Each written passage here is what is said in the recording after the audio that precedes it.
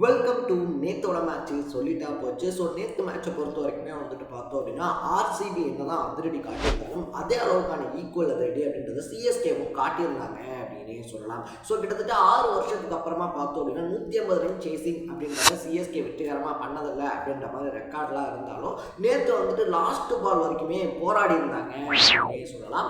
RCB சைடில் பார்த்தோம் அப்படின்னா விராட் கோலி, பெத்தேல், ஷெஃபர்ட் இவங்க எல்லாருமே அதிரடி காட்டியிருந்தாலும் நேற்று வந்துட்டு பார்த்தோம் அப்படின்னா ஆயுஷ் மாத்திரை இருக்காரு இல்லையா, சிஎஸ்கேவுடைய நம்பிக்கை நட்சத்திரமா மாறி இருக்காப்ல அப்படின்னு தான் சொல்லணும். ஸோ ஓப்பனிங் இறங்கினவங்க எல்லாம் பார்த்தோம் அப்படின்னா சொதப்பி இருந்தாலும் கூட ஆயுஷ் மாத்திரை சிங்கிள் ஹேண்டா வந்துட்டு போராடி இருந்தாரு அப்படின்னே சொல்லலாம்.